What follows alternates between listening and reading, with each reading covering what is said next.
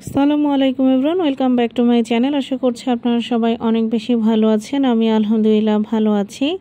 তো গত ব্লগে দেখেছেন যে আমার শ্বশুরবাড়ি থেকে বিদায় নিয়ে আমরা একটা ভ্যানে করে রওনা দিয়েছি। তো আমরা এখন চলে এসেছি আমাদের বাস স্ট্যান্ডে। আর এই বাস স্ট্যান্ডটা হচ্ছে গিয়ে আমার শ্বশুরবাড়ি থেকে একদমই কাছে, ভ্যানে করে আসতে 5 মিনিটের মতো সময় লাগে। তো এখান থেকে মোটামুটি ঢাকার সবগুলো বাস যায়। তো এখানে অলরেডি দেখতেই পাচ্ছেন একটা বাস অলরেডি দাঁড়িয়ে আছে। যদিও এই বাসে আমরা যাইনি, আমাদের বাস একটু পরে এসেছিল। তো আমরা ভ্যান থেকে নেমে ঠিক এখানেই দাঁড়িয়েছিলাম। এর আগেও যখন আমরা আমার শ্বশুরবাড়ি থেকে ঢাকায় গিয়েছিলাম তখনও আমরা এখান থেকে বাসে উঠেছিলাম। তো এই জায়গাটা আমার এখন অনেকটাই পরিচিত হয়ে গিয়েছে। তো এখানে রাস্তার পাশে আবার এত সুন্দর ফুল ফুটেছিল, যেটা আপনাদের সাথে শেয়ার না করে পারলাম না। তো আমরা এখানে বাসের জন্য ওয়েট করছিলাম। তো আমাদের সবারই মন খারাপ ছিল, তার মধ্যে জারিফের বাবার মনটা একটু বেশি খারাপ ছিল। আর ওর মন অনেক খারাপ হবে এটাই স্বাভাবিক, যেহেতু অনেক দিন পর পর গ্রামের বাড়িতে আসে।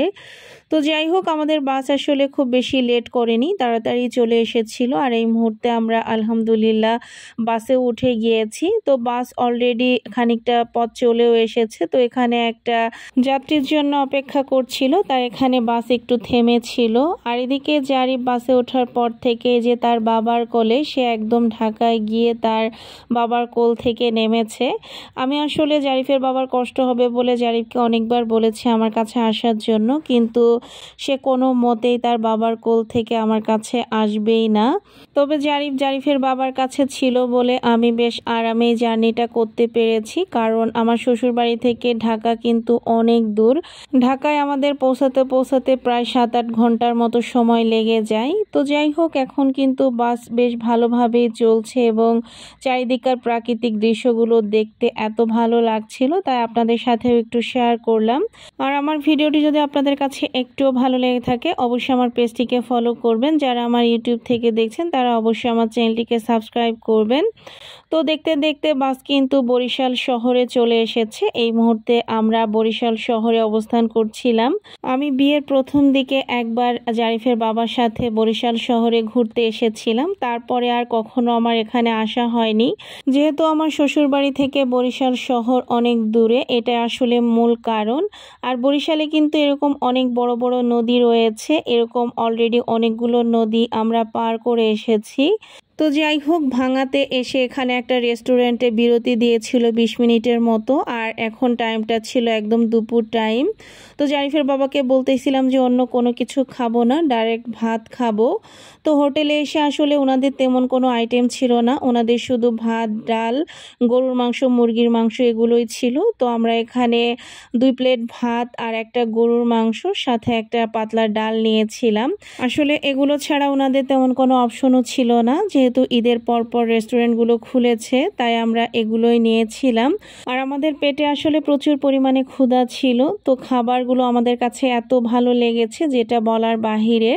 এখানে যে ওনারা গরুর মাংসটা দিয়েছিল এটা একদম কালো ভুনার মতো হয়ে গিয়েছিল, খেতে অসাধারণ ছিল। তো খাওয়া দাওয়া শেষে এখানে আবার জারিফ একটু আইসক্রিম খেয়ে নিচ্ছিল, আর আমি আর জারিফের বাবা একটু জুস খেয়েছিলাম। আসলে প্রচণ্ড গরম, খুবই তৃষ্ণা লাগছিল আর কি, তো জন্য একটু জুস খেয়েছিলাম। তো তার কিছুক্ষণ পরেই এই যে দেখতেই পাচ্ছেন অলরেডি পদ্মা সেতুতে আমরা উঠে গিয়েছি। আর এদিকে পদ্মা সেতু পার হলে ঢাকায় পৌঁছাতে আসলে একদমই সময় লাগে না, যেহেতু জ্যামও ছিল না, তাই আমরা খুব দ্রুতই পৌঁছে গিয়েছি। তো এখন আমরা আসলে একটা রিকশায় ছিলাম, রিকশা থেকে নেমে জারিফের বাবা এখান থেকে একটা তরমুজ নিয়ে নিচ্ছিল, কারণ আজকে আসলে প্রচুর পরিমাণে গরম ছিল। তো এই জন্য জারিফের বাবাকে আমি বলছিলাম যে একটা তরমুজ নেওয়ার জন্য, সাথে 2টা আনারসও নিয়েছিল। আর এখানে শ্বশুরবাড়ি থেকে এখানে আমার শাশুড়ি মা বেশ কয়েকটা বেগুন দিয়েছে আমার শাশুড়ি মায়ের গাছের। আর এখানে আমার শাশুড়ি মায়ের গাছের একটা বড় সাইজের পেঁপে দিয়েছে, পেঁপেটা এত মজার ছিল। সাথে ছিল বেশ কিছু পুঁইশাক আর পুঁইশাকের ফল। এই ফলগুলো আমার শাশুড়ি মায়ের গাছের, আর পুঁইশাকগুলো আমরা কিনে এনেছিলাম। আর এদিকে যেহেতু আমরা দুপুরের খাবার গাড়িতেই খেয়ে নিয়েছিলাম, তাই এখানে আমি রাতের জন্য শুধু পুঁইশাকের ফল ভাজি করেছি। আর এখানে আমার ছোট আপা 1 বক্স মুরগি মুরগির মাংস দিয়েছিল। তো এগুলো দিয়েই আমরা রাতের খাওয়া দাওয়া করেছিলাম। আর এদিকে তরমুজটা এনে ফ্রিজে রেখে দিয়েছিলাম, ঠান্ডা হওয়ার পরে এটা আমরা রাতে খেয়েছিলাম। তরমুজটা মাশাআল্লাহ দিলে এত ভালো ছিল, আশা করছি আপনারা ভিডিও দেখেই বুঝতে পারছেন।